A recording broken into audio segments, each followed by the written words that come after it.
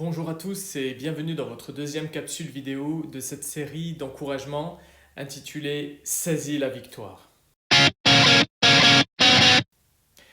L'objectif de ces vidéos, de ces capsules, est de vous aider, de nous aider à garder le lien et à aller plus loin. Dans ce temps d'incertitude, de guerre, de crise, nous équiper est essentiel. Chaque jour, nous entendons suffisamment de mauvaises nouvelles, suffisamment de nouvelles qui nous inquiètent. Alors c'est pourquoi prenez ces 4-5 minutes qui sont là devant vous pour rebooster votre journée. Se battre contre un ennemi que nous ne connaissons pas peut faire peur. Être dans la catégorie à risque face au Covid-19 peut faire peur. Voir ceux qui en sont malades, ceux qui souffrent, génère de la peur. Il y a un exemple dans la parole de Dieu au sujet de Gédéon, et on va prendre la suite, où Dieu dit à Gédéon, va voir ta victoire, va voir ta victoire. Et il dit, approche du camp de ton ennemi. Et Dieu lui dit dans Juge 7, lève-toi. Il lui dit cela pendant la nuit, en plein milieu des ténèbres. Il lui dit, lève-toi, descends au camp de tes ennemis, car je l'ai livré entre tes mains. Si tu as peur d'y descendre, prends avec toi ton serviteur Pura. Tu écouteras ce que tes ennemis diront, et après cela, tes mains seront fortifiées. Le thème d'aujourd'hui est « Si tu as peur ». J'entends cette phrase plusieurs fois par jour depuis le début de cette guerre. Ça fait peur, docteur. Ça fait peur. La peur peut être une émotion protectrice, mais dans la plupart des cas, la peur est néfaste parce qu'elle nous paralyse, elle nous empêche d'agir. Ce que j'aimerais te dire aujourd'hui, c'est que, à l'exemple de ce texte que nous venons de lire, Dieu tient compte de notre peur. La peur ne nous sépare pas de Dieu. Dieu veut même utiliser cette peur pour nous aider à nous rapprocher de lui. Mais il ne veut pas que cette peur nous empêche d'atteindre nos objectifs, nous arrête. La vision de Dieu face à la peur, c'est de nous aider à la surmonter.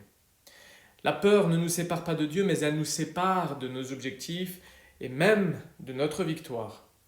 Le deuxième point que j'aimerais te laisser ce matin, c'est que Dieu ne nie pas ni n'ignore notre peur.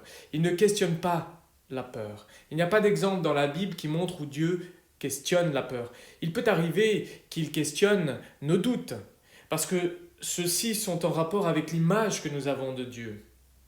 La peur, par contre, est en rapport avec l'image que l'on a de l'objet, de la circonstance de notre peur. Le doute relève d'une comparaison, la peur relève d'une émotion. Et Dieu sait très bien que notre âme est sujette à toutes sortes d'émotions, dont la peur. C'est lui qui l'a créée. Lorsque quelqu'un éprouve de la peur, et il s'agit bien d'une épreuve, ne nous y trompons pas, il ne s'agit pas de la relativiser, de la minimiser ou d'ignorer. Dieu ne fonctionne pas comme cela. Il sait très bien que ce n'est pas en se moquant de notre peur qu'il va nous donner la force. Il ne dit pas « tu ne devrais pas avoir peur, mais pourquoi est-ce que tu as peur ?» Non, il ne se moque pas de ta peur, il vient, il s'approche de toi et il dit « ne crains rien, n'aie pas peur ». Il comprend, il voit notre peur et dans cette circonstance, il sème dans notre âme la réassurance.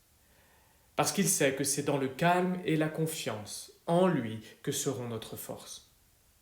Si tu as peur, prends avec toi ton serviteur Pura. J'aimerais terminer par ce troisième point. Pura, c'est un compagnon d'armes que Dieu donne à Josué lorsque la guerre démarre. Dieu veut montrer, en plein milieu de sa guerre, même avant la guerre, la victoire à Gédéon.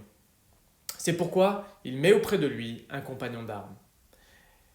Et j'aimerais souligner ce point, l'importance d'être deux. La Bible nous dit que si l'un tombe, l'autre le relève. L'importance d'être deux.